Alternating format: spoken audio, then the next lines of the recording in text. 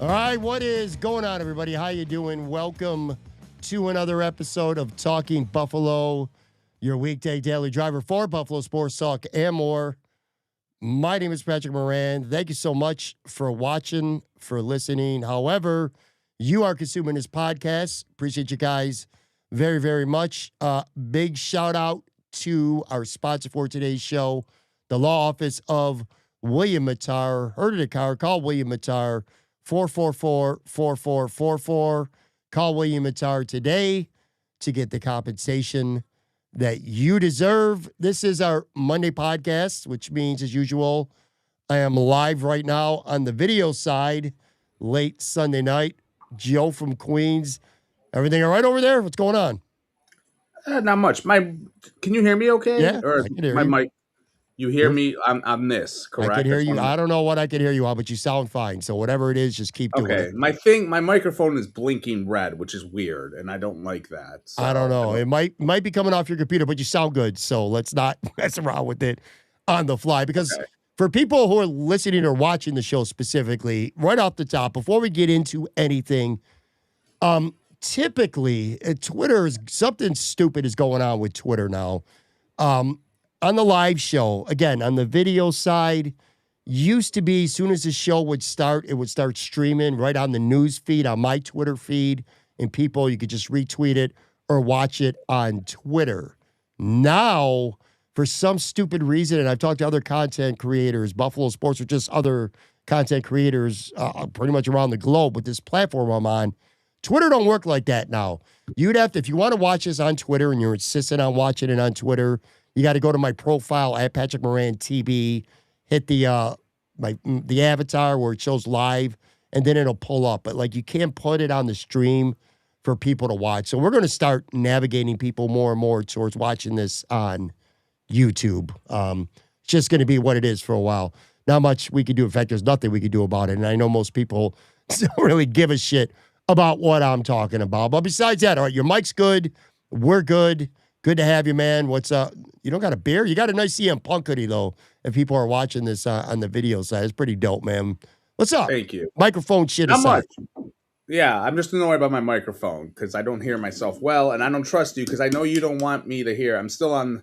I did go off the wagon yesterday. Or no, Friday night I had 2 beers.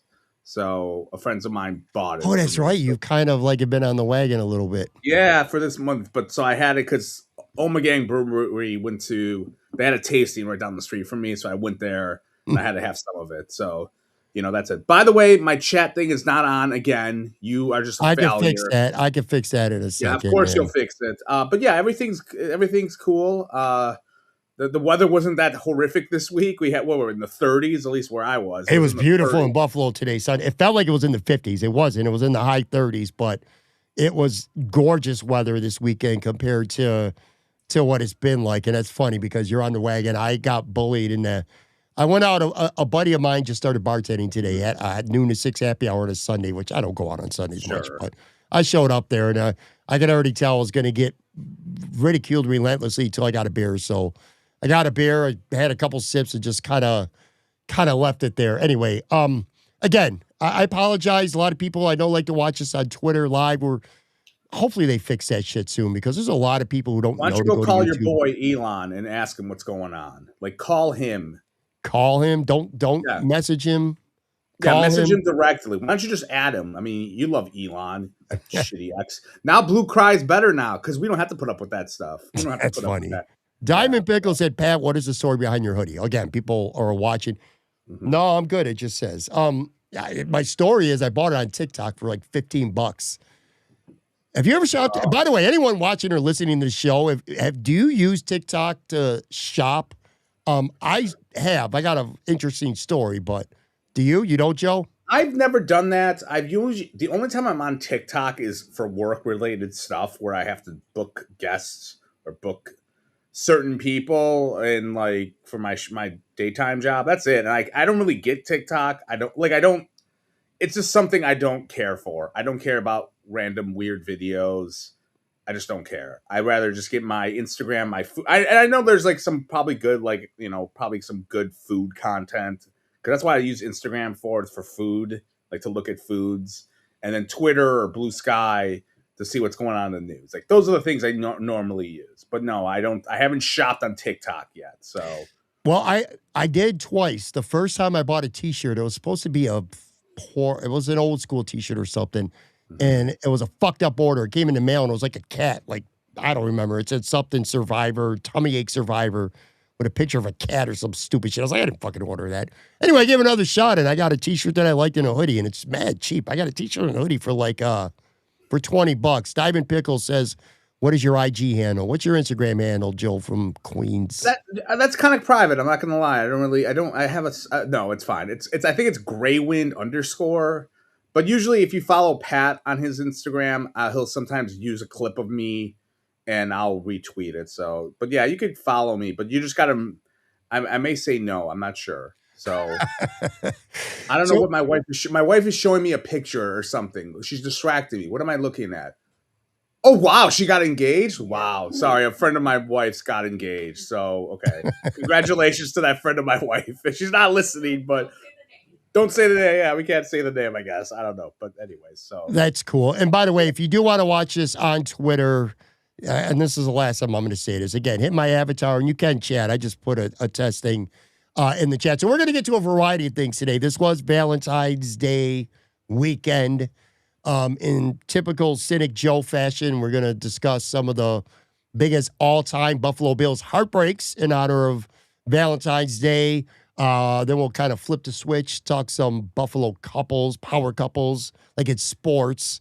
Kind of like a little bit of a positive punches, like 1-2 punches. That's it. Like a moron, Mr. Pandering Pat thought I was talking about like couples, like the like fucking couples. No, I'm talking like, you know, I don't want to spoil anything, but like a dynamic duo in sports, okay? Like a duo for the Bills. But Pat, that's fair. That's fair.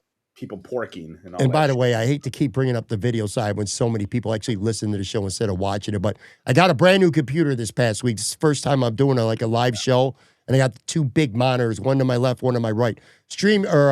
My platform used to be right in front of my face, and it's off to the left, so I'm trying to not look too much to the left. But that's where I got to look to see the comments. Anyway, you didn't also real quick. Pat got me. Pat, you know, I give Pat a lot of shit. He doesn't really pay me at all. I get a free chicken wing once a year from him because I go to Imperial. He got me lights. So if you guys are wondering, I've been looking a little bit better, even though Pat doesn't know how to do lighting at all. Because I'll be like flicking the lights. Is this good? Oh, I think it's good. So in case you're wondering, wow, Joe looks really attractive today, and his pink sweater, it looks really good. I have lighting now, but I do want someone. Mike Partham likes everything. Come on, Mike. You know you're our biggest. I lost you for a second. You froze up on me. Hopefully that changes quickly because you're completely frozen, and now you're gone. All right. So the first 7 minutes or so of this podcast has been an absolute disaster. Joe is gone from the video side, which I wanted to ask you a question. And we're also going to get into some WGR stuff because there was news last week on the show. With WGR, Tim Graham, Brad Ryder are going to be doing for the next 2 weeks at least the 1 to 3 p.m. slot in place of One Bills Drive on WGR. So hopefully Joe is back. Is he back? Nope, he's gone. Hopefully he'll be back. I could get his thoughts on that. I do want to start though, since people are listening or watching the show anyway, while Joe hopefully gets his shit figured out. Interesting little side note. And people, if you're watching this live, chime in. Or if you're watching this on demand, you can chime in afterwards or tweet if you're listening to the show. But Matt Beauvais had a pretty fun little Sunday topic that got me thinking. And I wanted to ask all you guys. People are saying they still see Joe. I don't. Is Joe still there on the video side? Can you still see Joe right now? I got to be careful because this is an audio podcast and I can't be having all these pauses, but some people are saying that they still see Joe. Now I see Joe. Oh, you're back. I don't know. I saw myself. Can you hear me okay? Yeah, I can hear you now. I don't know what the hell happened. That's your end because I was on here. I saw myself, and I don't know. People, and you know what? It's your computer. You have a new computer, and that's why, you know.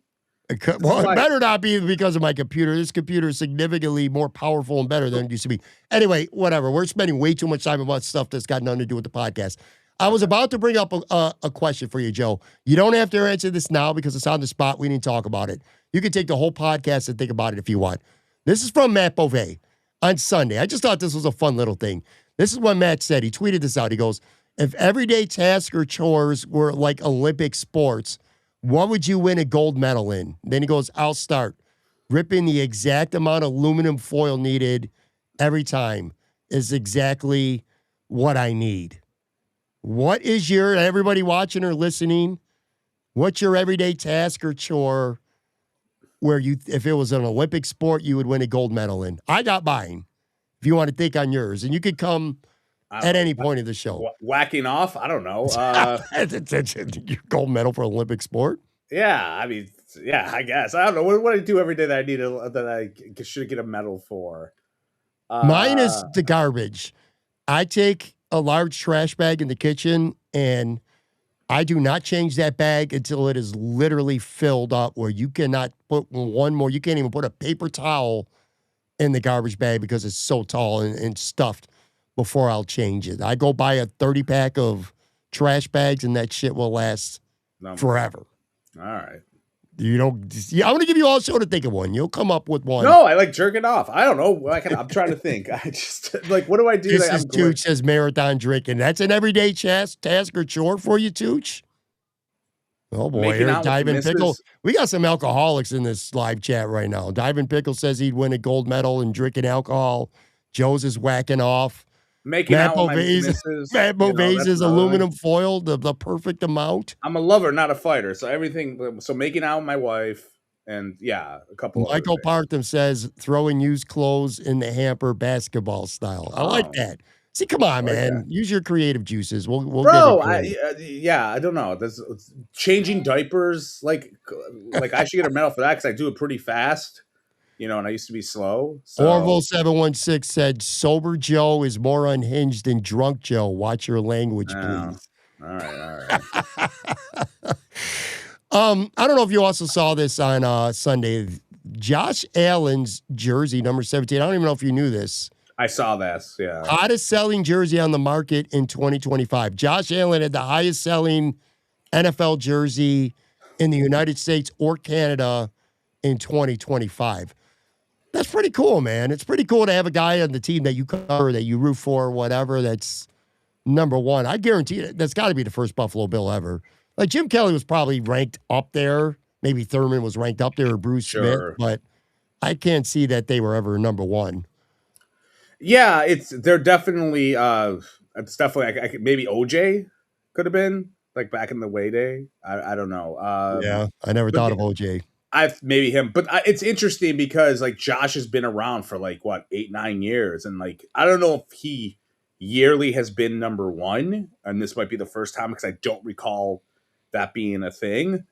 But you know, imagine like I've always been surprised that the Bills haven't changed their uniforms yet, because if they change their uniforms, I feel like all the sales like his will go skyrocket because people who have a Josh Allen regular jersey would be like, well, I got to get the new one, so I'm surprised he's that high still, considering he's been in the league for 9 years. Because usually when you think about it, if I have a Josh Allen jersey from 2018, I'm not going to get another Josh Allen jersey because they haven't had new jerseys outside of the whatever that white one was, the rival jersey or whatever. So, Diamond Pickle said in the live chat, Josh is the biggest star in Buffalo history, in his opinion. I think that's the case now. I know OJ made movies and he was right there. But yeah. I don't know. It's tough, man. I mean, you'd have to ask your boy, Angry Sal at the Rochester Democratic Chronicle, because he was a Simpson fan and covered, the Bills. He'd probably be the one person to ask to know that, because obviously he's before our time. OJ's a little before our time in terms of at least the height of his popularity. Yeah, I mean, OJ's thing was he was very big after, not just the murder stuff, but OJ was huge after his career because he was in movies. He was on NBC, with sports. I don't know if Josh is going to do that. And I don't know how much, if he was bigger as an athlete or was he bigger as like Nordberg or, in the Towering Inferno or whatever the fuck he was in.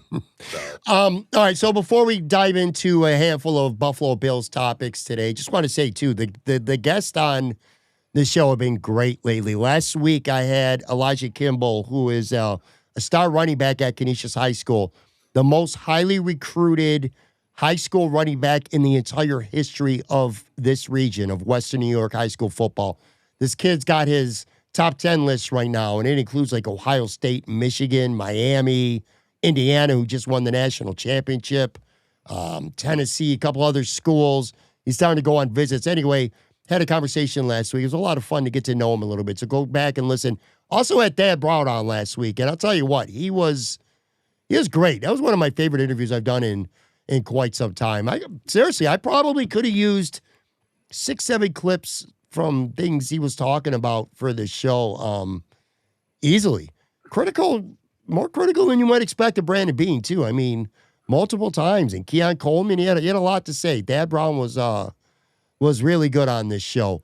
It's going to be a big week this week as well. In fact, Wednesday night live, it's our 8th anniversary edition of Talk About. I'm going to be live, Sunny Reds, and we're going to have Matt Perino, Matt, Matthew Fairburn, and Tim Graham. All three of them.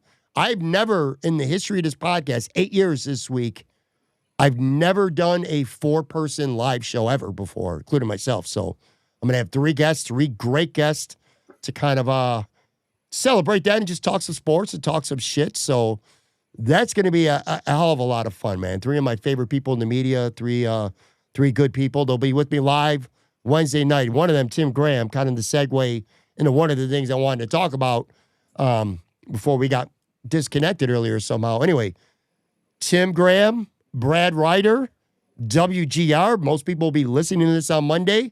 When you're done listening to this, turn on WGR if you haven't already at 1 p.m. because Tim and Brad are going to be on the air for at least the next 2 weeks from that 1 to 3 slot where One Bills Live was airing on WGR. They pulled that now. We already talked about that last week. But a new radio show on WGR, at least a tryout basis anyway. 2 very interesting people together. I think this is going to be, again, fun, interesting for sure. What are your takes on this? Tim Graham, Brad Ryder on the air on WGR together. It's almost kind of like WWE when a wrestler leaves and you're like, with Brad, well, he ain't never come back to WWE, but never say never in the WWE. So those guys on the WGR airwaves, what are your thoughts? Well, I was going to bring up the when we did our radio conversation a week ago and sold the whole thing because you suck and you just didn't care about the conversation.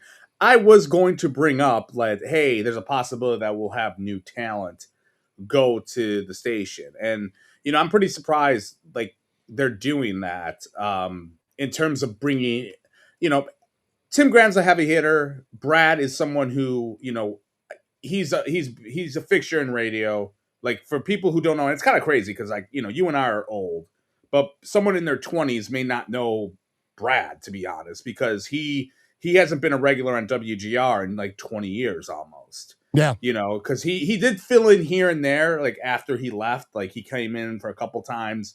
But he's got an interesting career. He actually I was on his show once as an intern because I was an intern at GR back in like 2002, and they had a battle of the interns, and it was me, and I was like the afternoon intern, and he had his guy because he had a 6 to 10 show, and we went against each other. They did all this trivia stuff, and I lost. I kind of got rigged in my opinion. Like I should have freaking won, but I forgot what happened. But it was bullshit. Sound bitter still. Yeah, I should have won. I lost because it was home field advantage for Brad and etc. But his career has been very interesting because he started at GR.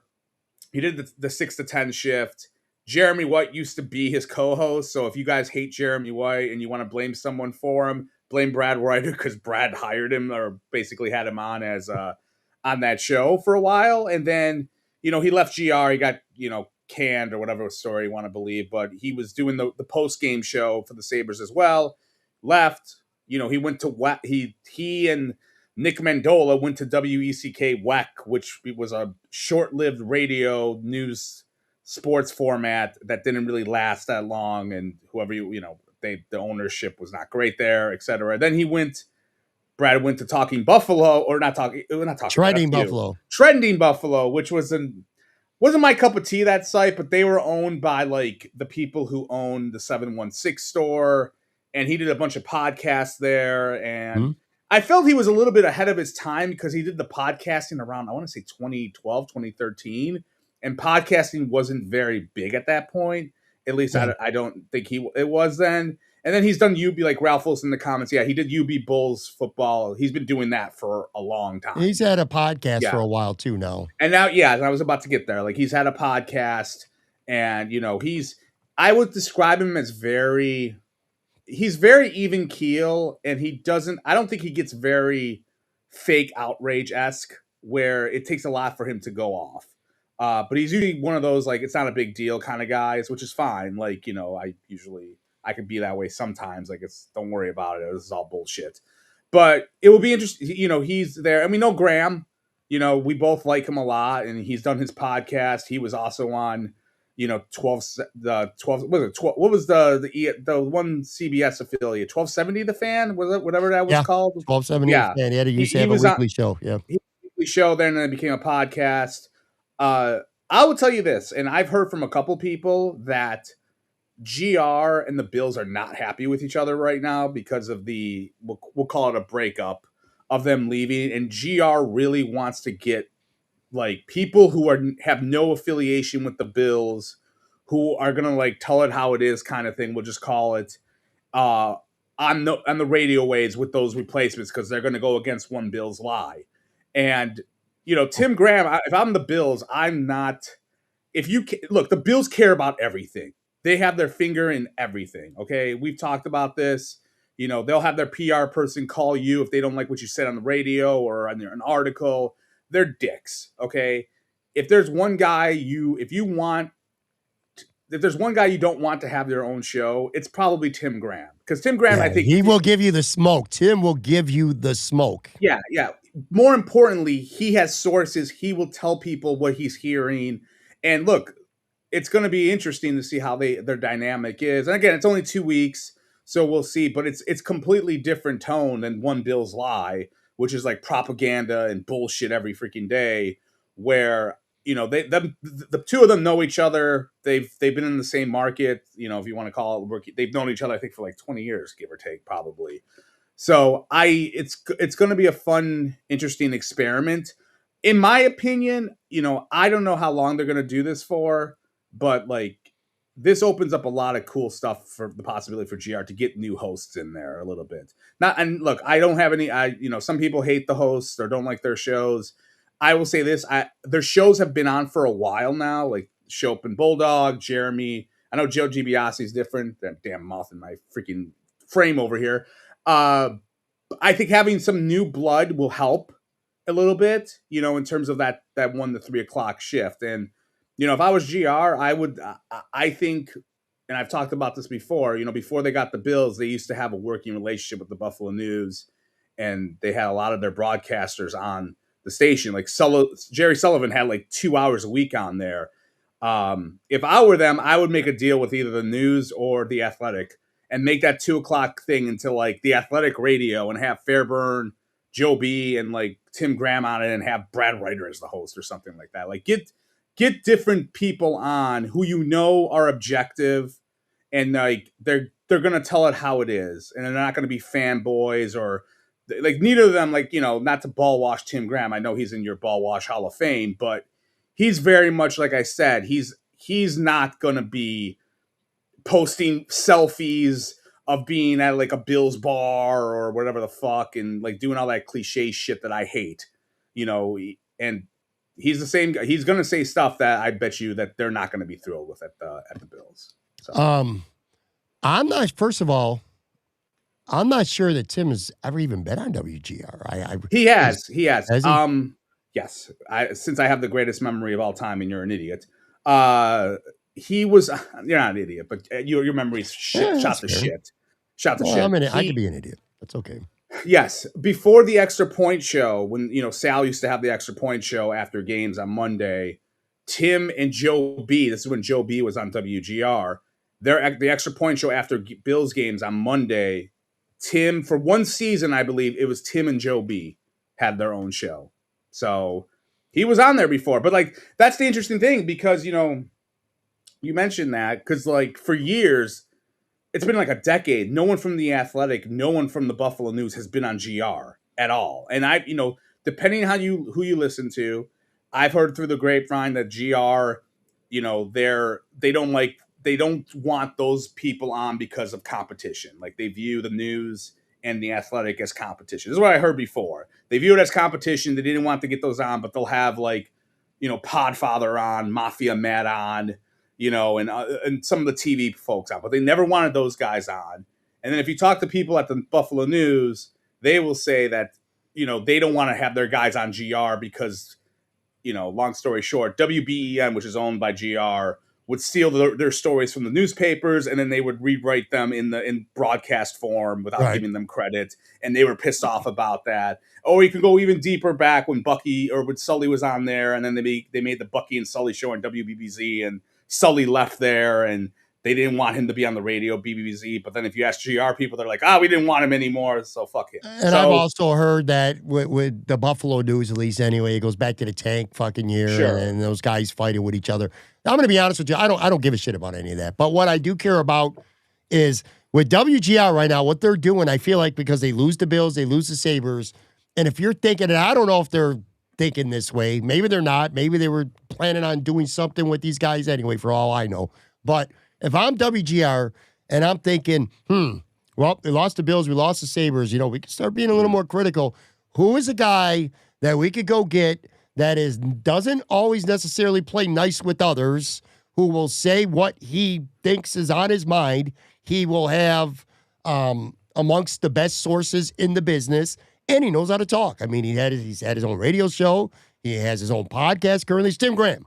It's like, if I'm WGR and I want to get somebody, and the reputation that we have is that we're way too nice to the Bills, we're way too nice to the Sabres, we're not critical enough, who can I get that can help change that perception, whether it's a perception or reality? It's Tim Graham. It's Tim Graham. And Brad Ryder is a seasoned radio vet, so he knows technically what to do in that radio chair. And, man, Tim is a guy who's going to bring information and opinions, and he doesn't really care about – he's not worried. I know this, and by the way, I'm going to talk to him about this on the show on Wednesday night. He's going to be here with me live. I'm going to ask him some of these questions, mainly on the air. I'm guaranteed he's probably not worried about what Bill's PR is going to think about what he says about something. It's interesting. I'm excited to see how this goes for a couple weeks, which I think is going to be more than that, by the way. Well, yeah, we'll see. I mean, I think the key is this. Look, I've always felt the GR hosts were pretty critical of the Bills and the Sabres, but I thought they could have been tougher on ownership at times, and I've gone over that. Like when Terry Pagula was accused of using the N-word by the one NFL reporter, no one in Buffalo and GR even touched that story. They like made an announcement during like the sports updates, and they just ignored it. And they were just even the Kim Pagula stuff, which no one wanted to touch at all. I feel like a lot of that was due because of their relationship with them. And I think there is an unwritten rule, do not besmirch the Pagulas. And I think with this relationship done, and I'll say this, Tim Wagner, I think that's his last name. He's like the general manager of the station. If you follow him on Twitter, he is not one to be trifled with. Like I have seen him go at it with Mark Polenkars and a lot of people, and he's kind of a dick. So I say all of that with like, it's a new arrangement now where I do feel like there is going to be a little bit more. And as I said, there's some infight, there's some politicking going on between both the station and GR. But you are right. Like it's gonna be fascinating to see how that works. And I'm glad that they're keeping it local because, like I said, I thought they would go to Jim Rome maybe and do national, or maybe they would have given it to like younger guys, like cheap younger guys, inexpensive guys. But you know, I don't cheap know. labor. It's kind of like real football. You get you hire the rookies and the veteran minimum kind of guys, which are good for fill-ins. But you know what? Every day, 5 days a week of 1 to 2 hours of radio with two guys that the average casual sports fan is not familiar with probably isn't a recipe for success. Let those guys over time build a reputation and a name, and then maybe would down the you, road. let me ask you this, and then I don't have much more to say about this, but Well, would maybe you, I do, but that's okay. Go ahead. okay, well, I know you want to keep going. You told me like we talk too much. Okay, so Jesus. Okay, my What question were you to gonna you ask is, me? would you rather it be two regulars, or would you rather it be like, because I thought about like what would be cool is to alternate like every month and just have guest hosts for the month of February and go with the season. You know what I mean? So like, look, football season, I know it's kind of 24/7 and you love talking about like the outside linebacker coach and fucking the 7th string center, in April or March. But like, it would be good. Like, hey, let's get the next reincarnate would be more hockey centric hosts, and then in April you get drafts hosts, and then in June it's, I don't know, fucking baseball. Would you rather have No, alternate people? no. I Yeah, like you're first of Bill all. Washington Graham. You don't want to No, besmirch I Graham. number That's what one, I you're like doing. consistency. Number two, I'm trying to think. Let me give you a name that Mm. who's somebody. Joe Marino's a perfect one. The Podfather, as you like to call him all the time. Yeah. Bruce Nolan, another one. Those are Bruce football always. guys. Those are football guys. They're going to Okay. talk football 365. If you move them away from football, Joe Marino will be the first to tell you don't know shit if it's not about football. Tim Graham covers hockey too. He knows hockey very well. He's a sports guy. He's a boxing guy. He's a sports guy. Brad Ryder, same deal. Brad covered the Sabres for a long time. Those guys are versatile. I hope that they stick together beyond the 2 weeks. I predict that they're going to stick together beyond the 2 weeks. What will be interesting is Tim, who has obviously Brad has his own show and other ventures that I'm sure he can more easily work around. Tim is a full-time The Athletic employee. I'm sure they might have to do some maneuvering or stuff to be able to work that out, although it's be raising his profile as well. Look, if he said he's open to it, that means he's open to it, and I completely would take him for his word at that. I just like the lineup. Look, One Bills Live, if you're a Bills fan and you want a team-friendly perspective of the team, look, not everybody's like you and I, especially you to maybe a lesser extent, but to an extent me. I want criticism. I want objectivity. So there's people out there. There's a big market who want people to be team-friendly. That's just what it is. People are like, oh, you're always so fucking negative. People say that about you and me a lot. You guys are always so fucking negative about everything. Hear that all the time. No one says that. Everyone loves our positivity. What the hell are you talking about? That sounds There like a are straw people man. who like One Bills Live. No, There are people One Bills who like Live that. sucks. No one likes One Bills, but you're right. People want shill, like they want confirmation bias, and like it does help for One Bills Live that they're on TV, so they're on MSG still, so Sure. that probably helps their. But like I've listened to them periodically, and I want to throw my radio out the fucking window because they're the kings of ball washing. I mean, they make you look like you're objective, for God's sake. I am objective. Tell me I'm not critical about By the the way, team. there's 33 minutes left, so we might have to go to a break. I'm letting you. I'm doing the finger. Oh, trick, you're buddy. playing. Now you're playing their I'm playing producer. producer. Diamond Yes. Pickle said that is false, Pat. Negativity sells more. Maybe so, but all I'm telling you is that there is a market They're for shills that positivity. There's a market for the shills. There's a market for the Absolutely. homers, whatever term Absolutely. that you want to use. There is definitely a market for it. And the last point about this, and we will get to a break, and we're going to get into some stuff. John Fox is joining the Bills. We're going to talk about that again. All-time biggest Bills heartbreaks there on Valentine's Day weekend. Best 1-2 punches. We'll get into some of that stuff as well. But so they have 12-1. MSG's Sabres show is still going to be live for the rest of the season. Yeah. I'm telling you now, I could see a 12-3 situation where those guys are on the air 3 hours a day, 12-3. I don't know what the ratings would be for a 12-3 because, again, I'm not a business person whatsoever. I know people listen to a show on their ride to work. I know people listen to a show on their ride home from work.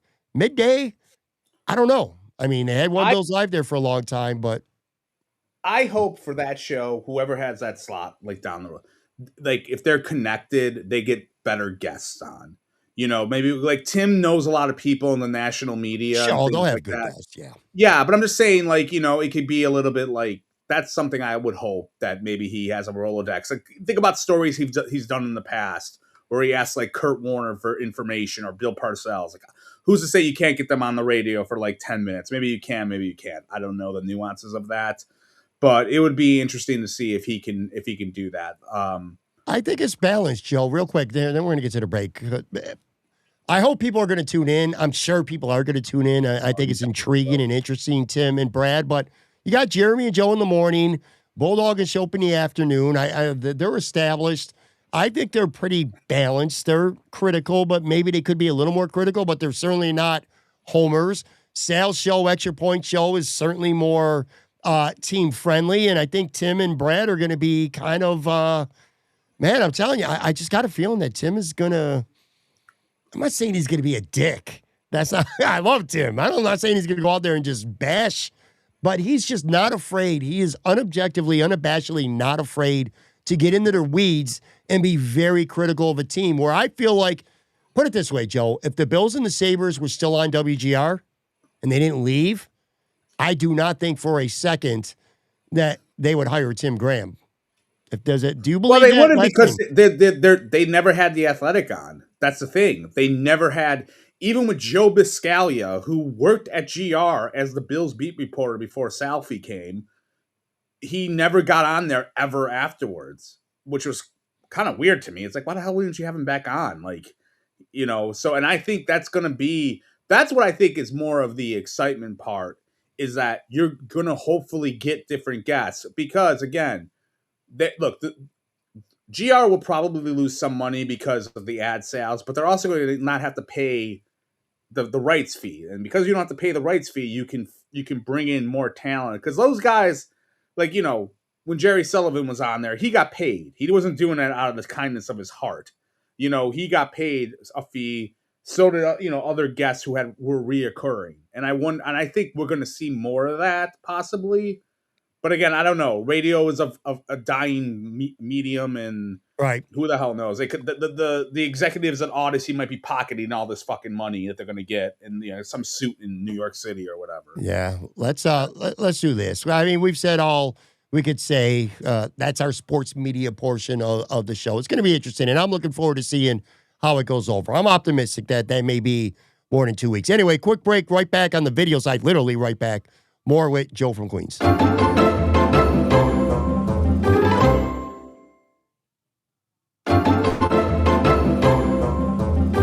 All right, back here, Joe from Queens. We spent the entire first half of the show kind of bullshitting, getting the audio stuff together, trying to figure out what the hell's going on with You Twitter take streams. so much time to promote your stuff. You literally took 2 minutes earlier to promote your week. You even promoted the week before. Why do you have to do that? Just put it like in the Twitter bio, like 30 seconds. I want from now on, when it's Joe-Mania night 3, this is Joe-Mania 3. You already had Joe-Mania last week where you wouldn't shut the fuck up for 90 minutes, Joe-Mania 3. 2 straight days. When it's Joe-Mania 3, I want your promotions to be like 30 seconds. You don't have to ball wash your entire podcast. I got things to do. Oh, so I got to give you more time to just ramble on about a sports media take for 20 minutes. We didn't talk about WGR till like the 15-minute mark because you were talking about the tech stuff and asking me about Winter Olympics if I took, you know, what award do I get around the house or whatever. That didn't go over too well. I didn't really get the answers I was hoping for with that. I thought it was a fun little comment. Piss off. No, it wasn't fun. Listen, like, what the fuck am I doing? I don't do anything well. Let me ask you if this I said was fun. make love. That's what I do well. That's what I should get a gold medal. I don't necessarily buy that. That might be a little. What? That would be a little self. Want me to go get my wife and bring her in here? No, we're not going to do that. Okay. The Bills made their coaching staff official this week, and someone who was not mentioned or even talked about but popped up on the coaching staff hires this week, really interesting, was John Fox. 71-year-old John Fox hired as a senior assistant. We're going to disagree with this. I already know that, but I made a joke on Twitter right away. I said, well, I mean, they couldn't get over the hump with Sean McDermott, so you're going to go hire another guy who couldn't get over the hump? That was my, well, for the most part, a joke, although it is true, technically. But anyway, 71-year-old John Fox, Bill's senior assistant to Joe Brady. Do you have any thoughts on that? Yeah, I got a couple. Let me preamble it by saying... set the timer? Yeah, set the timer. Let me preamble this by saying this. Look, hiring John Fox is not going to make or break the Bills, okay? And we are in, like, off-season mode where... I can't tell Pat to F off every time something, something interesting in his world, which wouldn't come into my world, happens. Okay, because he's going to want to ask me about the outside linebacker from college in the 5th round that they select, and I'm going to be like, No, I don't know anything. You're right, you won't. But like this bullshit you're going to talk about. So before I just want to make that clear with the John Fox. If you come on here and you go, who cares? I understand that. I agree, kind of in a way, but I think there's an underbelly to this a little bit that I think needs to get discussed. So when I saw the news, I was like, John Fox. I'm like, he's alive or he's still coaching? Like, I had no idea. I haven't heard about John Fox since he was with the Bears and he got fired like almost 10 years ago. He hasn't been in the league in the last 2 years. I'm just going to say that. I got more to add, but go ahead. Okay, I thought he was actually. I thought he did some stuff with like he did, was a senior. But he's been out of the league for the last 2 years. Okay, cool. So he hasn't done much. So, you know, when I went on Twitter and X and saw that, I saw a bunch of content bros and bro beat guys were like, good signing. This is like Leslie Frazier. And I'm like, okay, first off, stop it. It is not even close to Leslie Frazier. Let me explain this. Leslie Frazier, when he was hired, I'm not a Leslie Frazier mark or anything like that. He was a head coach 5 years earlier or like 4 years earlier, I think it was, with the Vikings. He then became a defensive coordinator with the Bucks. I looked this up. Then he became a defensive back coach for 1 year, and then he got brought in. And he called plays. He was the defensive coordinator. Okay, John Fox is coming in here to be a senior assistant or whatever the fuck. Okay, it seems like he's going to be a consigliere or who the hell knows. So it's not even close to that. And then people saying that, I believe, are just they gotta get in with Boyko, and I'm sure, you know, there's other things going on. But I'm sorry. I mean, it's bullshit. They're not even close to the same. Then and look, I'm all for getting, like, you want to get a recycled head coach in to be like the consigliere and all that sort of shit. That's fine. But what puzzles me about John Fox, outside of he hasn't done anything in like 10 years, he hasn't been a head coach in like 11 years, I believe. He hasn't been a DC in 10 years, is that he runs a 4-3 defense, okay? What's Jim Leonard bringing in? It's like a hybrid 3-4 attacking style. They don't correspond together. And usually if you're going to bring in a consigliere in, you want him to kind of know one of the sides of the ball really well that you're going to run. And instead, they're bringing this guy in. He doesn't know, like, their defense is going to be completely different. And this just tells me, you know, this is a typical, your boy, Big Baller Bean, you know, wants to bring one of his guys in. I mean, they worked together in Carolina when he was an intern, Bean, and Fox ran the show. I'm sure some Bills bro beat can't wait to talk about the origin story about how he got John Fox coffee and said, I want to freaking, you know, show me the film of Luke Kuechly or Julius Peppers or Musi Muhammad. And then they're going to like fall in love and they're going to talk about their origin story.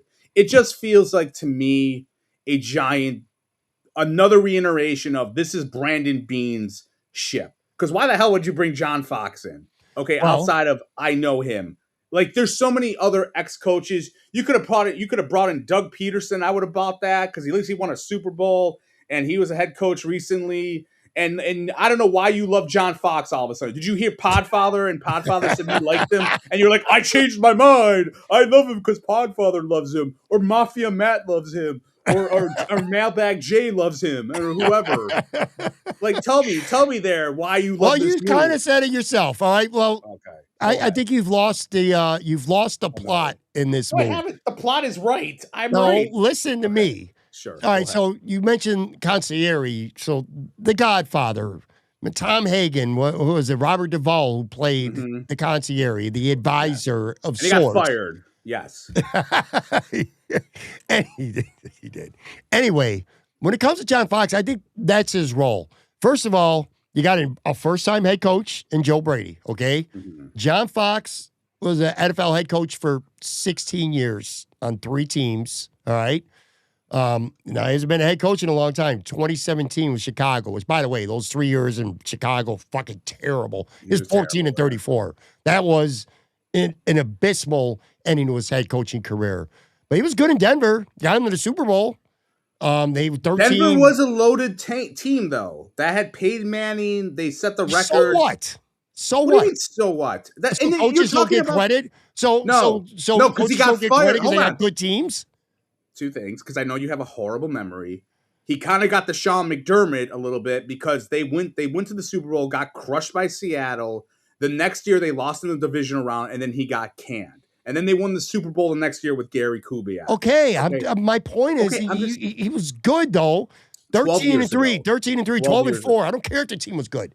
He had success in Denver. Marvin then. He also got Carolina to the Super Bowl, so he's had success as a head coach. All right. Great. He's been a senior defensive assistant before. It's actually last couple of years with Indy didn't work out. Chicago just 1 year. Again, he has been out for 2 years. But here's where you're missing the point, dude.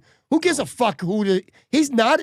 I don't care about a defensive assistant. He's not a defensive assistant. Okay. You're missing his role. I think you're missing his role. I think everybody is missing his role. Listen, he's not going to help Jim Leonard coach a 3-4 defense. He's not going to help Joe Brady with the playbook. You're missing why he's here. I think he's here that he's a veteran who can help give insight to Joe Brady on like some of the nuances that come with being a head coach, like specific group meetings, mapping out practices, itineraries, things that fucking what you're pissing me off right now. I don't think he's coming in and telling Joe Brady or Jim Leonard what kind of offense or defense they should be running. He's there to be an assistant. He's helped here. He's there to serve Joe Brady. I think that's what he's there to serve Backstabbing Bean because Backstabbing Bean likes him because they work together. That's why he's there. Again, if I didn't go on Twitter and see the Bills bro beats going, it's their Leslie Frazier. Well, he's not their Leslie Frazier. That's a bad that's what they. That's what they're all wrong. And they're all Why don't you go at them and tell them they're wrong? If the comparison is Leslie Frazier, they're wrong. Leslie Frazier was here. You said it. Leslie Frazier was here to coach the defense and call plays. Okay. John Fox ain't doing none of that shit. Okay, none of it. That's why I was annoyed at because I was like, it's not a Leslie Frazier thing. I would have gotten a consigliere who's a little bit like who has been in the league as a DC or head. You know what, Bruce Arians. I mean, he doesn't like Brandon Bean that much either. But like, he would have been a great consigliere. Okay, John fucking Fox. Who again, the whole thing I'm trying to make here is I get your logic. Oh, he's going to be a consigliere and he's going to help him guide him. And then they're going to, like I said, they're going to write stories of the origin story of Bean and Fox. It's going to be great. The point I'm trying to tell you is he's here because of one reason. Big baller Bean wanted him. That's why. I'm not buying like it was fucking, it's more nepotism or whatever. If that's the case, I don't have an issue with it. Give me why not have a head coach next to a new head coach who's been there before? It's more about giving someone that you're friendly with a job. That's what it is. It makes no sense to have you think it's like a politician who's just hiring his buddies. That's what you think John Fox That's what it is. And that's what happens in the NFL. Look, Brandon Bean's not the only person to do this. There are a lot of people who do this. He wanted to get his buddy in here. Why? You're a 71-year-old. You couldn't get like someone else. Like, again, it's fine. Again, it's not going to add up to more losses or wins. We're just, we like the fight, and it's freaking February 15th. It's I don't know if it's Valentine's Day or Brotine because it's between, Valentine's Day. But like, I'm just saying in general, it just isn't. Look, I want a new vision. Like they're talking to us, new leadership, new vision, and it's like you're just getting the ghosts of Carolina Panthers past. Like, I'm ready for Steve Smith to come out of retirement and be the wide receiver coach or something like that. Or maybe who else is there they can get? Greg Cragen, Frank Reich. Why don't we get him in there too? Why don't we have him as the consigliere too, since he quarterback there and he was a shitty head coach? I think, and by the way, I finally figured out this whole show. It's been fucking pissing me off about the Twitter thing. I think I might have finally figured out a workaround because I'm smart. I always figure shit out. Last point about John Fox. Look, you love him. We agree on one thing. It's a nothing burger. It ain't moving the needle. I don't see any harm in it, though. Like I said, if you could have a guy who's been there before when it comes to maybe prep for the week, the little details of being a head coach, not even on the field, but like the off the field stuff. If you have somebody who's been there and has had success on some level doing it before, if you have faith that you know what he's doing, then I have no issue with it whatsoever. Whatever. I don't care. Yeah, Jake Delhomme, Tooch. Hi, Tooch. How you doing? Yeah, let's get Jake Delhomme in as the quarterback coach. I'm just sick of Carolina. I am so sick of that. Steve Smith coaching Keon Coleman. Steve Smith Keon hated. Yeah, he hates him too. Yeah, I'm just so sick of. I'm just sick of the Carolina connection. Well, if you thought that Carolina connection was done, you had another thing coming. Let's just put it that way. Yeah, of course. We're gonna have. I can't wait until free agency starts. I mean, you may as well look. When you do your free agent preview with like woke Rich Warren the 7th. You may as well just go to Carolina what Panthers. Did you call him? Oh, woke Rich Warren the 7th. Woke Rich. That's his new, he's not even that Rich Warren anymore. He's woke. No, he's Rich woke. Warren. Woke Rich. I like woke Rich Warren. I like him more than I like Matt Rich Warren. If I'm going to be honest with you, but like when you guys do your free agency preview, just bring up the Carolina Panthers free agent list, and that's all you got to do because that's what they're going to do. They're going to bring in all the Carolina guys, and everyone's going to be like, it doesn't matter. It doesn't matter. Parcells had his guys. Yeah, like 10 years later, fucking like Bean's obsessed with Carolina. Anyways, let's switch gears here. We were going to talk about Valentine's Day weekend and heartbreak. I feel like I've already suffered heartbreak doing this podcast with you so far tonight already. Sure. You love it. 5 biggest Buffalo, and again, look, it's off-season mode. At least when I have you on, these are the kind of shows that we're going to be doing. Yeah. Kind of a hodgepodge, hitting on the topics of the week and coming up with 1 or 2 things. The free agency stuff, the draft, all those things. We'll have other shows, and I'll be having other guests on for those. But you do have a good historical memory. I've always given you credit for that. I have been. You bury me with your. Oh, we're gonna have guests on to talk about the 3rd string linebacker and the combine and all this crap that doesn't mean anything. Fine. But yes, I have a pretty good memory. Thank you.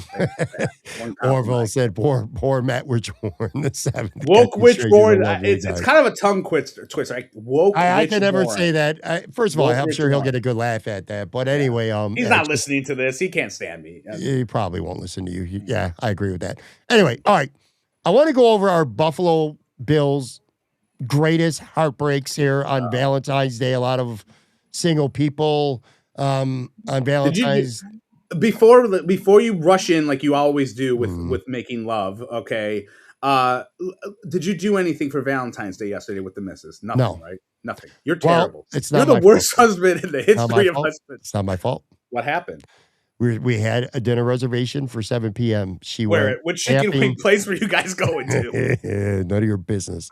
We went. She went camping with her friend, or hiking, I should say, with her friend. Went to Letchworth. And long story short, she says traffic got caught. She was late. She didn't make it back in time, and the reservation was late. So we ended up going to Imperial Pizza and spent Valentine's Day splitting chicken fingers and French fries and onion rings. I was right. You went to a wing place. Like I know you so well. We pretty much did. But anyway, it was fine. No heartbreak there. We're talking heartbreak with this segment. Okay. Biggest Bills heartbreaks of all time. Here's what I want to do. I want to give you my top 5. Sure. If you want to shed a little bit of light on them, feel free. If you think that the order should be different, feel free. And then after, I know you got a handful more that are not included in the top 5. And for everybody who's listening or watching, I'd love to hear your comments too. Are these your top 5? Do you have a different order than I do? Let me know in the comments. Number 1, this is the one that's undisputed to me. And then it kind of, you can have a discussion, but wide right is always going to be number 1. You have one kick, one play, a makeable 47-yard field goal to win a Super Bowl. Look, there's a million reasons why it should have never came down to a kick. There's plays that could have made it a shorter than 47-yard kick. I know that, but at the end of the day, it's your first Super Bowl ever, the Buffalo Bills' first Super Bowl ever. And I know a lot of people listening or watching the show are too young, and they've only seen, NFL films and highlights to know the game. But you and I watch the games. We're there. We're old enough. That's got to be number 1, right? It's no question about that.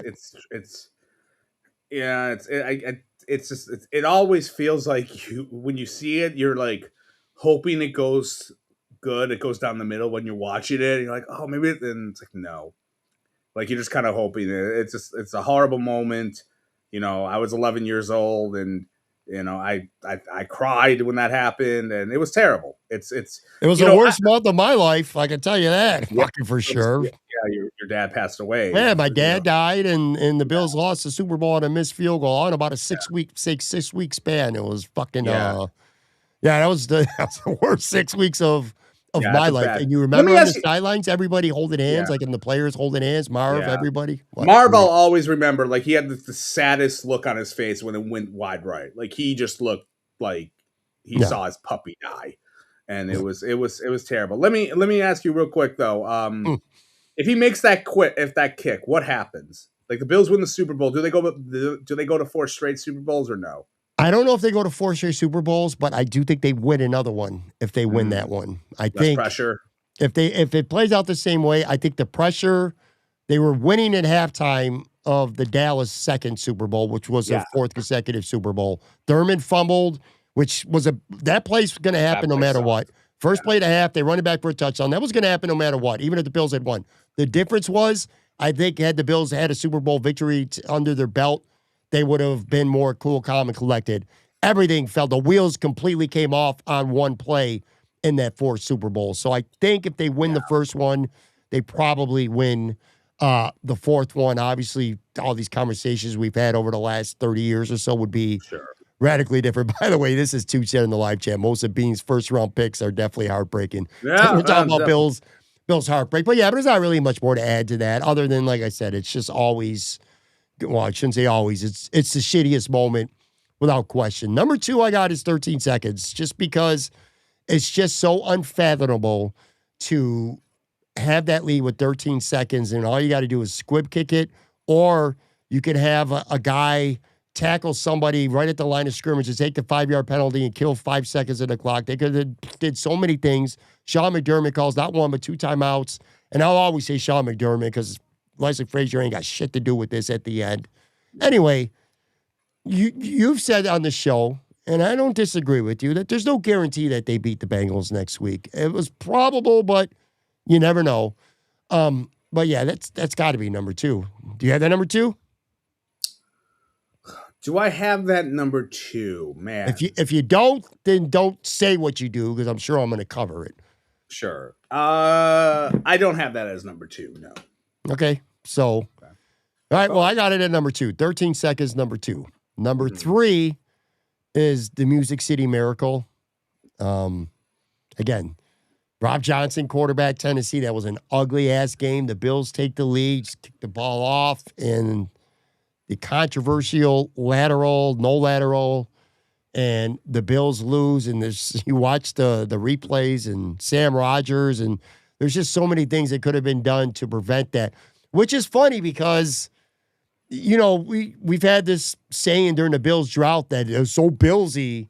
Well, that started the drought because after that, the Bills went into a 17-year drought. That was the last playoff game for 17 full years. Again, just a game that they just had no business losing whatsoever. So I got that at number 3. You don't have that at number 3? No, I do not. All right. Number 4.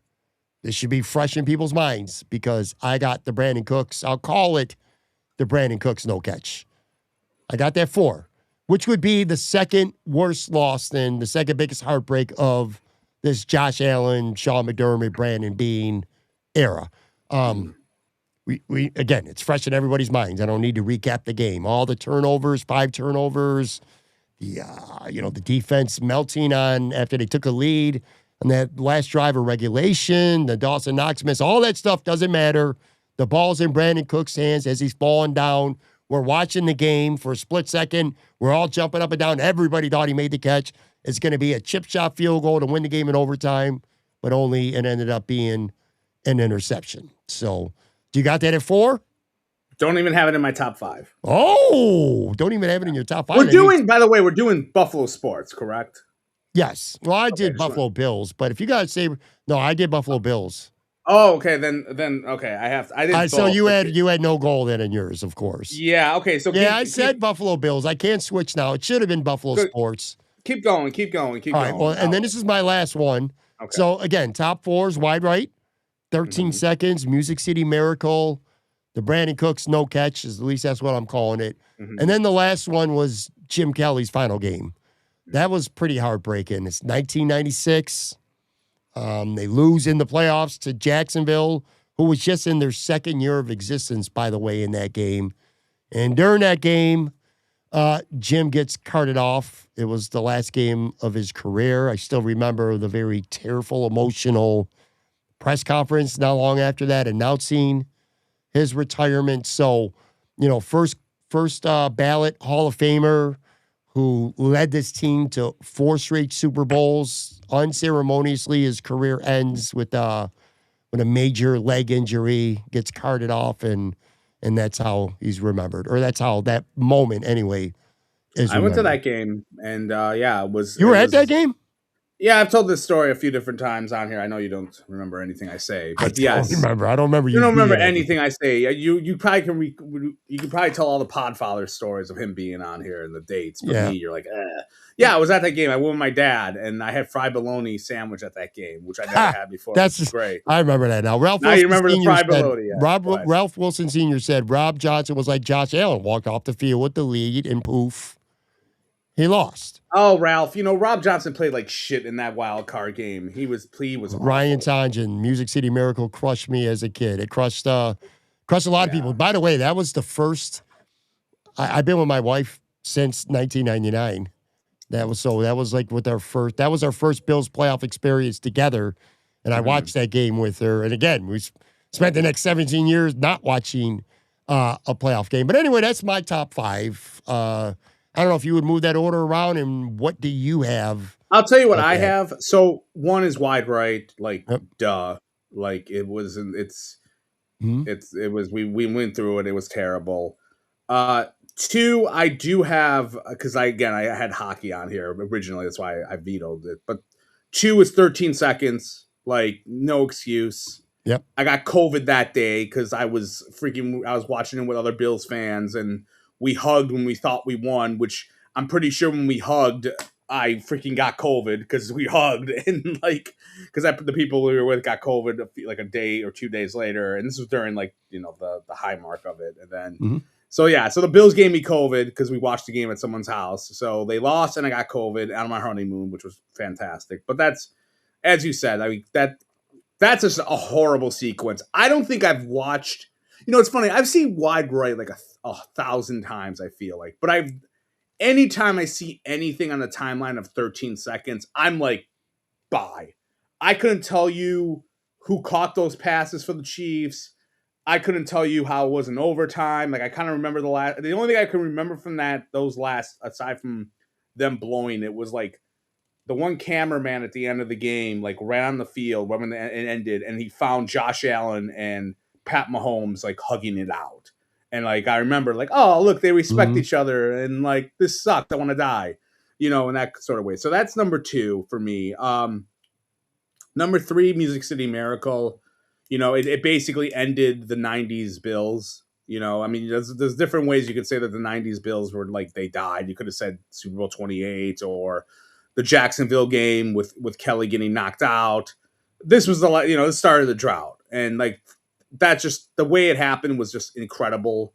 Like how special teams just didn't, no one was in their lanes. Like it's, I don't know what was more incredulous and crazy. Like 13, like what would never happen again? 13 seconds or Music City Miracle in your mind? Like, will we ever see a Music City Miracle type play or 13 seconds? I think you'd be more likely to see a Music City Miracle play than you would 13 seconds. But there just hasn't been that many. Like when you think about it, like there's none of that. No, there's been laterals on kickoffs at the end of games. Not many. They're both extremely rare.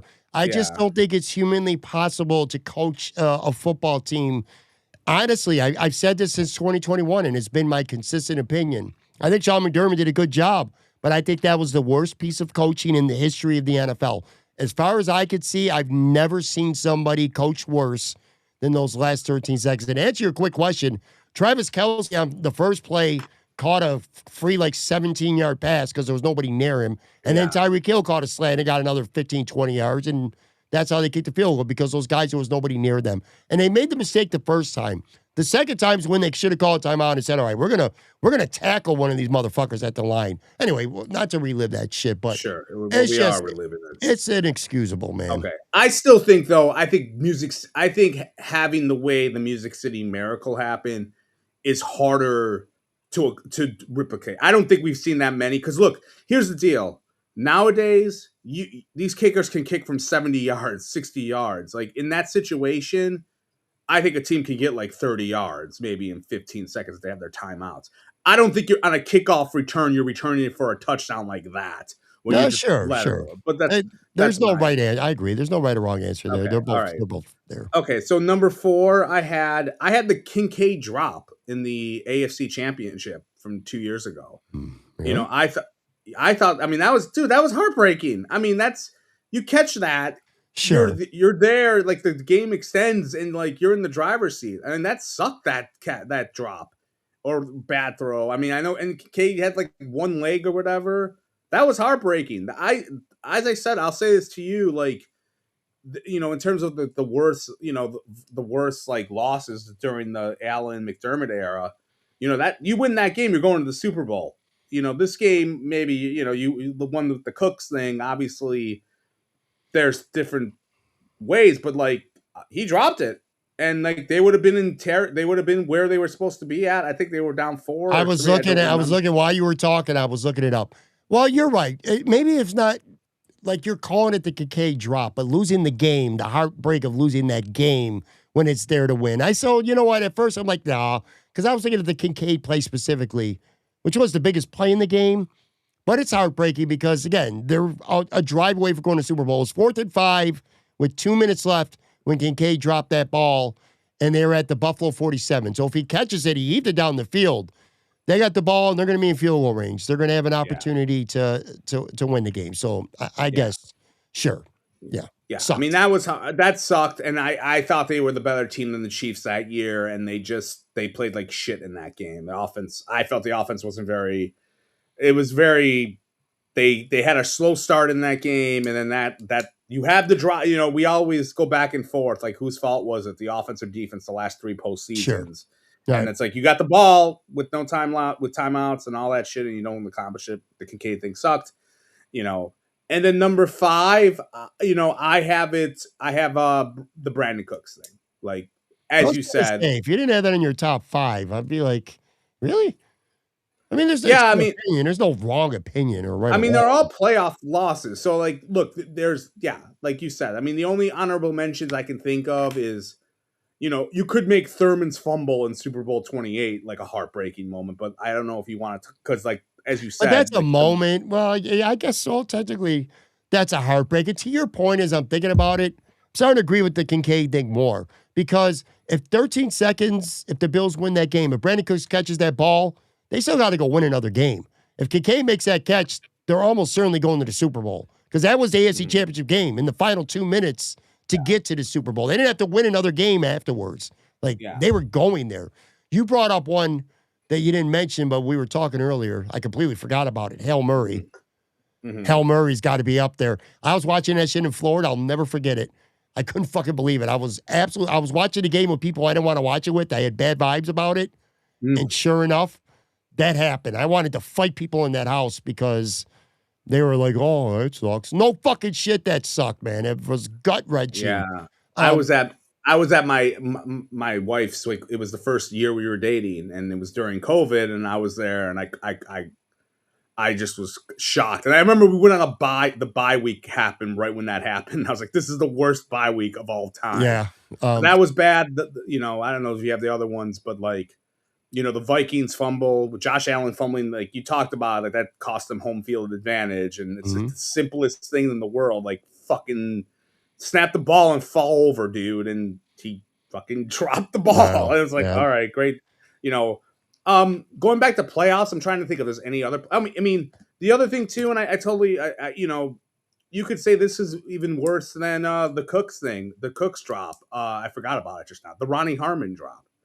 Like, that was bad. Like that, he catches that. They go to the AFC Championship game in a game that the Bills' offense was great in. Maybe they go to 5 straight Super Bowls if he catches that ball. They could have went to 6 straight AFC Championship games, but like that was a horrible. That was the first year I was a Bills fan, and that's how it ended. And I was like, oh my god, that sucks. And then the rest was history and traumatic. Tooch mentions in the chat the Bass ride right. I You don't. know that It's that was a but bad game, but that was bad. But I don't know. I don't. I still think the Chiefs win that game, even if he makes that kick. Yeah, The Chiefs still probably win that game. They got the AJ ball Klein was last. getting cooked. Yeah, and that's kind of how I felt too when that happened. The Otis McKelvin fumble. Remember, you yes, mentioned that was heartbreaking. The Dallas Monday Night Football game, that was horrible. That wasn't heartbreaking. That was because they sucked. That was just fucking annoying. Well, the Otis McKelvin fumble, you can't mention that and say that they sucked too that year. Yeah, so I agree. Well, I guess they're audible mentions, but that's not neither of those are heartbreaking as much as like, come on, man. Yeah, look, they had some horrible drop moments. Like Stevie Johnson drop was heartbreaking, and then the Bills. Oh yeah, that's right. They should have won that game. They should have won that game, and that was terrible. But I would say that's more anger than, like I said, as opposed to these ones we discussed were heartbreaking. Anyway, it always depends where you are. Like, yeah, you lost a heartbreaking thing when you were 5 and 7. Like, that doesn't have as much heartbreaking as the other thing. One more real quick break. Literally, be right back on the video. So I'm going to finish up. We'll talk about a couple more positive things here coming down the chute.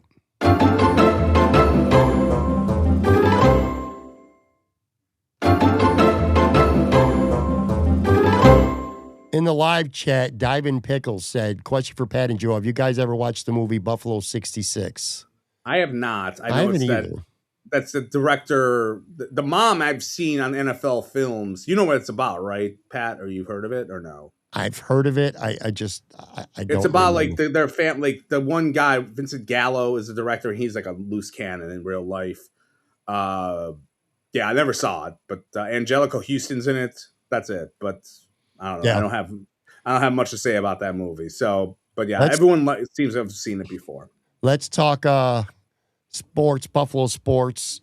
Good 1-2 punches. Like I said, good combinations. Heartful combinations. After discussing all this fucking heartbreaking stuff on Valentine's weekend, we'll actually be positive here. And I got some. We talked about this a little bit beforehand. I'll let people know that. But you mentioned the ones that you had, and these are like dynamic duos to everyone. You know, and I can go into like a threesome afterwards about the duos, and we can go through 3 people. I got a few, but go on. Kelly and Reed. Like, I think that was always like the 1-2 punch, and you always thought of Kelly and Reed. Like, I think when they retired, or when Kelly retired, they may have been in the top 2 or 3 for touchdown. It's probably the biggest 1-2 punch in Buffalo sports ever. Yeah, in terms of longevity, I mean, it was 11 years. So, it's, the Diggs one was great with Allen, but, and that's the other one I had. I had that. That was number 1. And then number 3, I'll just skip to 3 because I just mentioned it. Diggs and Allen, I thought was a big dynamic duo. It ended badly, but they had great chemistry. I mean, it was the best 4-year stretch that a quarterback or a wide receiver ever had on this freaking squad. They were great together. Drury and Briere, the co-captains, they were outstanding in 05 to 07. And like I always remember this. Like I was debating getting one of their jerseys, and it was own 06, and there was the question marks like, are they going to leave or not? And I remember sitting at my computer looking at it there in the cart for like a day. Like, who am I going to get? I would take Briere's jersey out, put Drury in. Briere. I kept going in. No, I'm not going to do it. I ended up going with Vanek instead because I was like, okay, Vanek's going to stay. He's really good, and I made the right decision on that. But there's a part of me that kind of is like, man, I love that Drury Briere one. The other one, Hyde and Poyer, I think of them as like a dynamic duo. Like you always, I can't think of too many during the last 9 years of the Bills where, look, Josh Allen Diggs, I think is a good combo. And then if you go to another combo, it's Hyde and Poyer. Like they set the foundation at the safety position. They came in at the same time. They were great. They kind of left. I mean, they left at the same time, kind of, and then they came back differently. But, I agree. I want to ask you a question about Hyde and Poyer in a minute, but I want to throw a couple out there too as well. One in the live chat too. Ralph Wilson Sr., Perot, and Martin. Absolutely. Although, again, it's kind of a trio. So let me come back to that Yeah, one. the But anyway, trios are like different, and I'll go over I them. got a Yeah, couple. Someone just said in the live chat, Ralph, but to be fair, I already was going to say this. In fact, it's first on my yeah, list. McGillney and LaFontaine. That that's a was an good one. incredible, the most prolific offensive 1-2 punch in the history of the Sabres. So definitely Yeah, McGillney and LaFontaine. Old school people, I'm going to go to this. I don't know how much you remember the soccer, I the do kind Stallions, of. the Blizzard. No, not the Blizzard. I remember, not the All Stallions. right. Well, the brothers, Randy and Rudy Pikuzinski, many Yeah, years were the 1-2 punch with the Buffalo Blizzard. Fun fact, too, by the way, I actually lived with Randy for about a good you 6 lived with months. him. Yeah, we Lived were with him? roommates. Yeah, we were roommates, man. Would you drug him? What the hell was he living with you No, for? man. It was very late 90s. I I'll don't tell you remember this. how we hooked up either because we hooked up to a Oh, mutual friend and we both were, he was did your looking for wife a get roommate and a I house or was something? coming off a relationship or something. I don't remember. But long story short, we lived together for about 6 months, man. My uncle Gino, and he was a big soccer guy. He actually owns a pizzeria, Gino's Pizza, on Fry's off of Brighton by Kenmore East. Shout out to him. He took me to a Blizzard game, and he knew the soccer players. And I was, I think, 12 or 13. And like Mhm. after the game, this is at the Odd, there was like a party upstairs, and there was like free food. I think it was like family of the players or something. And my uncle Gino snuck me in there with him, and I was pigging out eating all this food. And I met the guy with the mullet, Rudy Pikuzinski, whatever the hell his Oh, name they is. both had mullets, but yeah, One of Randy them and had a Rudy. mullet, yeah, but that was pretty cool. So, Yeah, so those guys. So I got Randy and Rudy on that list. mhm, Old school Sabres goaltending duo, Bob mhm. Solvay and Don Edwards. That was an Not before outstanding my duo. time. I think Okay. they won an award. Maybe they shared a. Help me out in the chat if I'm wrong. I think they might have shared a Vezina award before. I know one year they had the lowest goaltending average tandem together. And then there's two trios. One I'm cheating. Well, again, you said duels, 1-2 punches, but I got two trios. I'm cheating. Sure. Back in the early 80s, Buffalo Bills Mafia, if you could remember this, the Bermuda Triangle, Fred Summerlis, Jim Haslett, and Shane Nelson in the early 80s. That's what I they were known love as. that. That nickname is awesome. Like Bermuda Triangle. There's like a poster online of that because that's in one of my photo threads that I sometimes post. But like I had one it's at one time when I was a little kid too. yeah, that's very cool. But yeah, they're before my time. Uh, but that's a cool name. So Jim Yeah. Haslett, why didn't they hire Jim Haslett instead of John Fox? So he's got the Buffalo connection. He was a head coach 20 years ago. Ralph Wilson pointed out in the live chat, it's the Jennings Award that he believes. I believe that's what it was too for that award. 3-4 defense, Jim Haslett. There you go. Again, dude, Jim Leonard is running the defense. John Fox ain't running no defense. But John Fox is going to tell Joe Brady, hey, when we have a meeting with groups, maybe you want to do this, or maybe we should have this. This is how maybe you want to have a practice my day God. itinerary. Not fucking Jim. Hey, man, let's run a 4-3 and not a 3-4. Blah blah blah blah blah. The point is, a recycled consigliere should have the same interests as your head coach or OC, or run something similar. Like aside from them telling you're making it out. Oh, I'm going to tell you when the break should be because I did it 20 years ago. Again, it's a Brandon Bean. I want this guy on the coaching staff because I used to get him coffee. And now you got to take orders from me. Like that's all it is. Anyways, Your opinion I of hate Brandon Bean is probably lower than anybody's I know right now. No one likes him. I mean, I know the content bros and the Bills beat bros like him because they got to make amends to him because they took McDermott's side during the saga. I don't know, man, if I agree with that completely. Well, some of them. Some of them are going to kiss his ass, and others won't. Thad Brown last week on the show was definitely not one of them. Okay, I like Thad. I got no beef with Thad. I mean, he's a good looking dude. Like you don't got no nickname for him though, so hey, I probably don't. he might feel neglected. He's a Jets fan, so I kind of feel like I have to like intertwine that with that. He looks like what he looks like. He looks like the guy from. Do you remember the movie Roxanne? I'm gonna date myself. With Steve Martin? Yeah. Do you remember the guy in Steve that like it was Daryl Hannah? It was Daryl Hannah. God damn it! And then there was the guy that she had a crush on who was like an idiot. and like he tried to help. That guy He was looks an idiot. exactly like Thad Chris. Brown. Chris was the character's name. Yes. I Rick was afraid of worms. Rick Rossovich.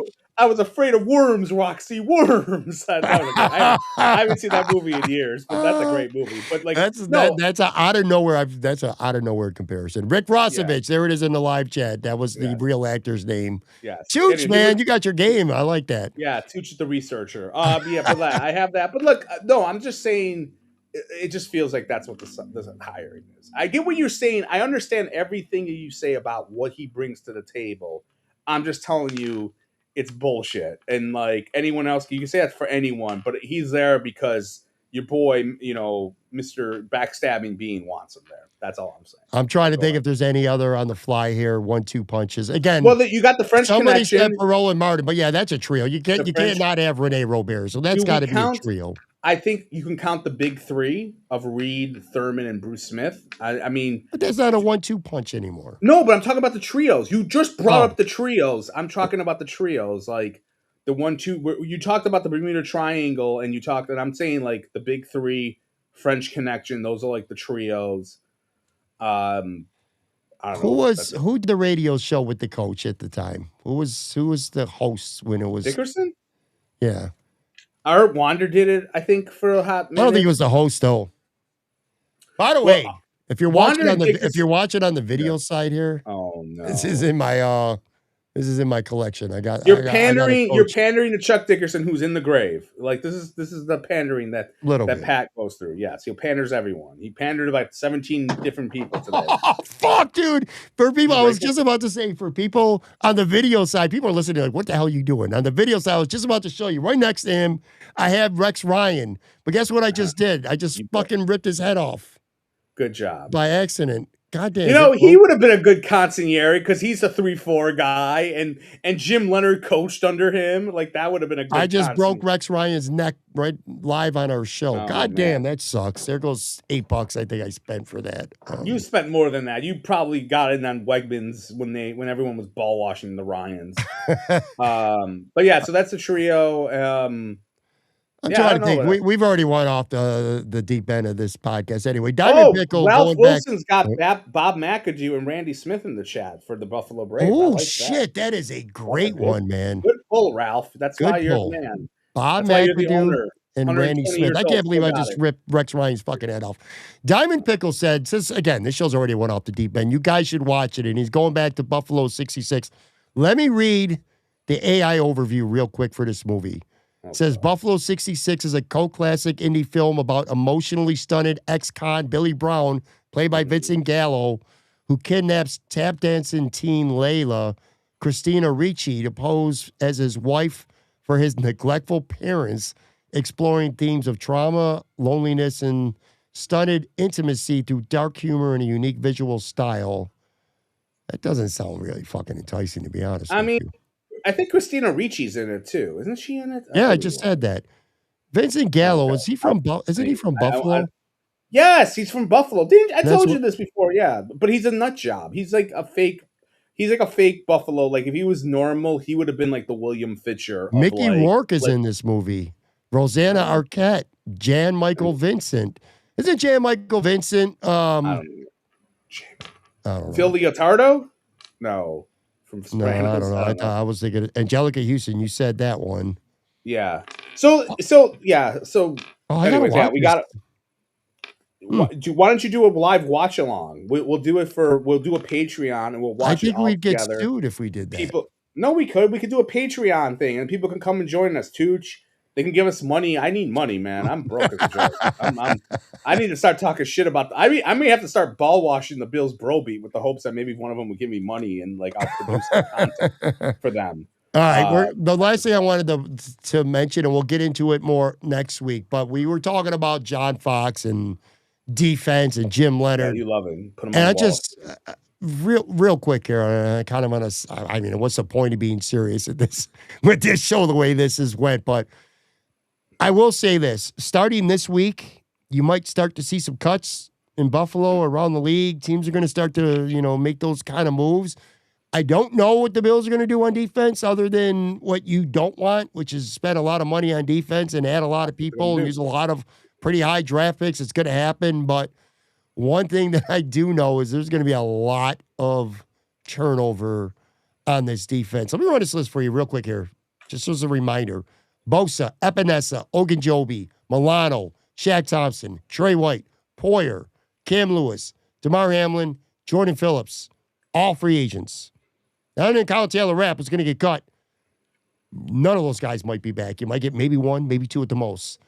You're going to see half of the personnel, starters and depth, are going to be new guys next year.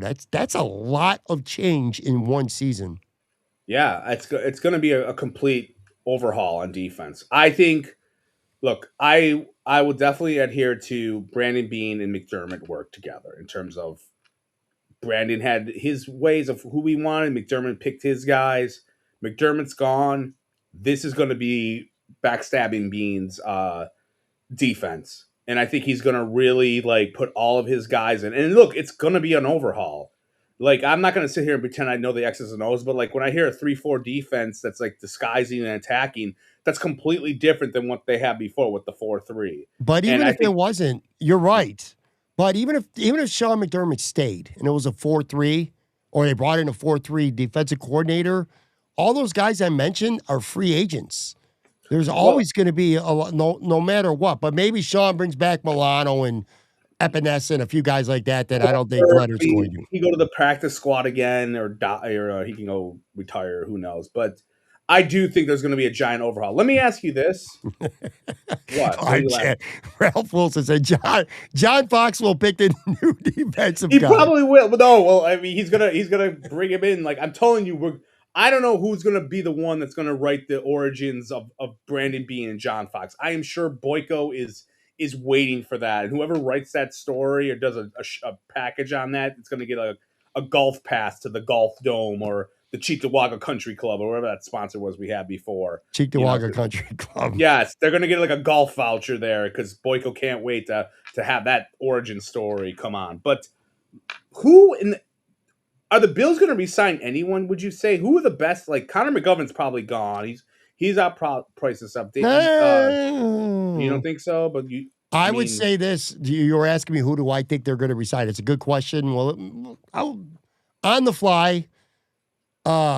You can bring it up with woke Rich Warren on this week. I won't be offended by it. I'm going to set up. But by the way, everyone stick around for the last few minutes because I'm going to set up this entire week here before I get off the air. But oh yes, promote it like no one has been listening. You promoted it in the beginning. Why are you promoting it again? I did not promote the whole week, so shut the fuck up. Let's see. McGovern and Edwards. I think they keep one of them. One of the two offensive linemen, or their two biggest free agents. I think they keep one. Probably McGovern, I would say. I think they got a good chance to keep McGovern. I think they like him. Alec Anderson could slide in and he could take over for David Edwards. David Edwards is going to go get a bag somewhere. He only got $3 million a year the last 2 years for the Bills. He's going to get a lot more money. They both could be gone, but maybe McGovern. Offensive, I think that's the only free agents that matter. Brandon Cooks is good. I don't want him back. And a lot of people are like, oh, I went back third, fourth receiver. No. I'm so sick of hearing he gets open. I don't give a shit. I could count 4 balls that hit his hands this year where he did not make the catch. I don't give. What good is getting open if you don't catch the football with consistency? So, no. Go get someone else. Go give me a younger Brandon Cooks. So, offensively, no. Maybe McGovern. Defensively, man, I looked at that list. Jeez. Maybe nobody. Maybe Cam Lewis because he can play a couple different spots and he'll be cheap. I don't know. I think Bosa's gone. I think Epinesa is gone. Ogunjobi they don't want back. I don't think Milano's a good fit. I don't think he'll be back. Trey White, would they like him back? Sure. But why would you want to? Let's end by this. If you're Trey White, Joe, if you're his agent, why do you want us to re-sign with the Buffalo Bills?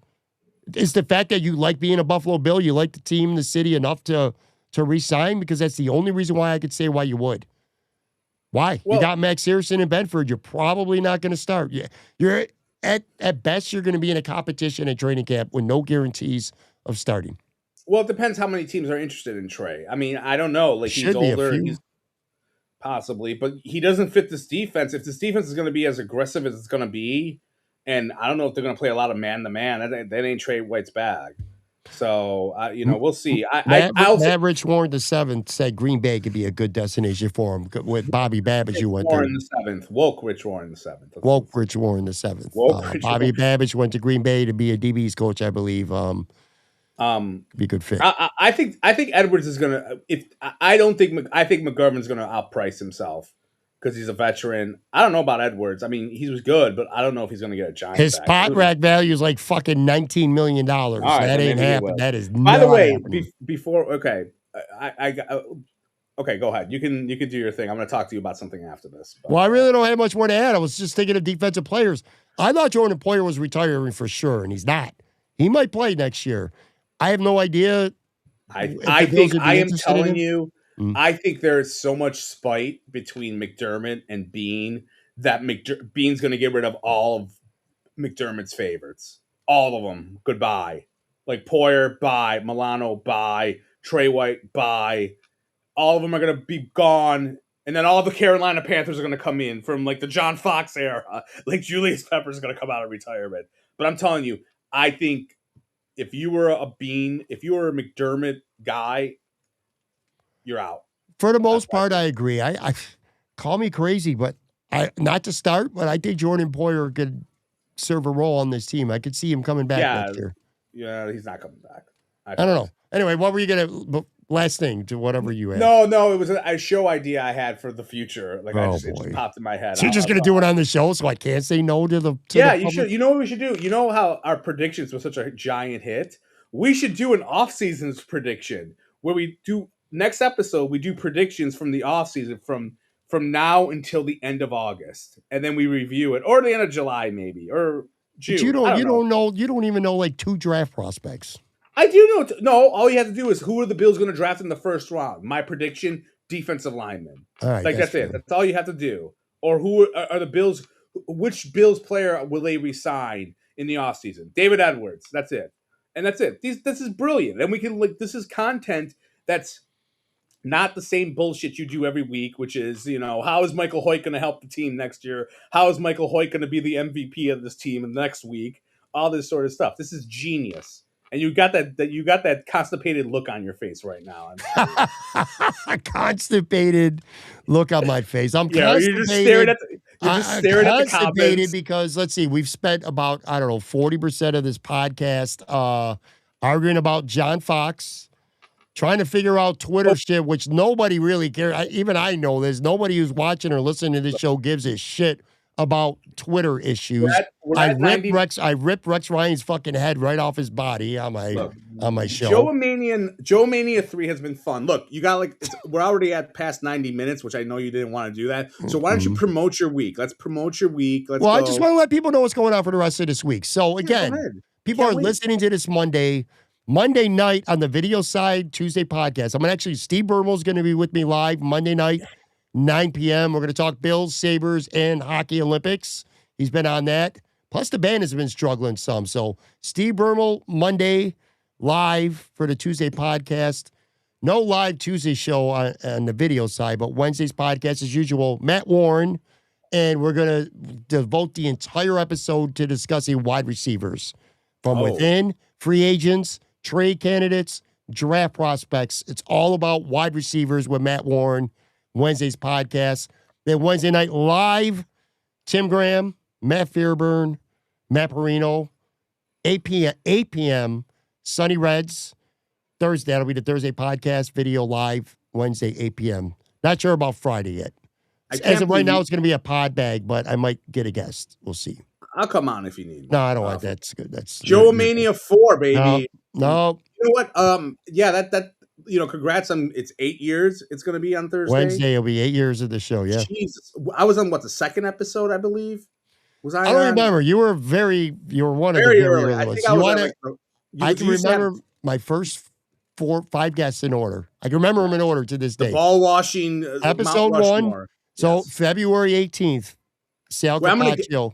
Sal Capaccio was episode 1. Mm-hmm. Tim Graham was episode 2. Mm-hmm. Then episode 3, I tried to be different, and I had an 80s book author. His name was Kevin Smokler. The show did shit, and I never heard from him and never talked to him again after that. Episode 4,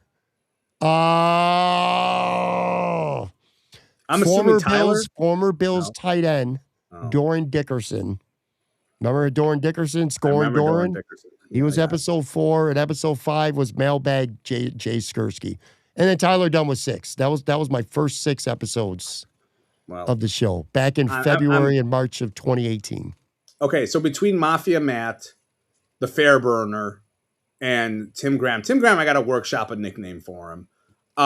Who of those 3 are you gonna save? You gotta save one guy. Who you saving? It's Graham. It's Graham. No, I mean, Fairburner, you're tossing. I know Fairburner, you're tossing. Right, Perino, man. Perino's my guy. Every time I have an idea. You're saving Perino over every time I've been listen, Tim's been I've been friends with Tim for a long. He's helped me immensely. I know I'm named. You're putting me in a lose-lose situation because you're asking me questions and then I'm like, well, there's pandering to the people. Well, all you had to do was say, I'm pandering. You are forcing the pandering. All I'm asking is like who you're saving off, like who you throwing off the ship. Perino, I talk to most regularly over the last 5-6 years. So yes, I've gotten to know his family. I've gotten to know his family very well. Very good friends with his wife. Yes. And every time I go to a new place and I say I want to do a show, Cheektowaga Country Club, Audubon North, Amherst Ale House, all these places. Food, so. I know, but he's always been down to come help me out and help promote. Okay, so now you're on a boat. Interview. So Mafia Matt, what about Eric Wood? Who you throwing off the boat between those two? Because you love Eric Wood now. Like Eric is swim. Eric's getting off the boat. Okay, so is Mafia Matt the guy of the guys? Yes. Okay, so of my guys, which we have the my guys, it's he's number 1, and then Graham's probably number 2. Dunn is 3. Is that accurate for the my guy group? They're so intertwined. You're fucking I'm trying to pander evenly here. And Mailbag J's 4. Those are and then Eric Wood's a 5. I'm putting Eric. No, Sal would be before Eric. I've known I've known Sal for much longer. No, he's in New York right now getting fast food in Brooklyn. The ultimate 5 pandering, the ultimate Perino, Dunn, Graham, Skursky, Sal. That would be like the 5 the most my guys. We're at 100 minutes. Dad Brown's climbing that list too, though. Oh, he's on the my guy list. Yeah. Anyway, all right, you're right. What the fuck are we doing here? All right, folks. But you know what? We're doing something different. It's the off season. How many? Let's sign this free agent list, or what guys did get caught? I'm going to do a lot of it, but not with you. I don't. This is why this show is definitely different. Ralph said Graham could save himself. Matt could use some help. That's funny. Anyway, whatever. We're doing different shit, man. It's the off season. This is what we do. But thank you for watching, for listening. I did figure out Twitter for the future for people who don't know to go to YouTube. I know, but dude, that's where I have the most followers. So that's where the most people see that the show is on the air. That's all I'm saying. But anyway, maybe you need to find other people to do other platforms. Maybe get on TikTok since you buy stuff on there with your podcast. I will be doing some TikTok live stuff. But anyway, all right, we're gonna get out of here. Thank you so much for watching, for listening. Appreciate you all. Again, on the video side, going to be right back Monday night, 9 p.m. Steve Burnroll, Bills and Sabres talk. Talk to you guys later.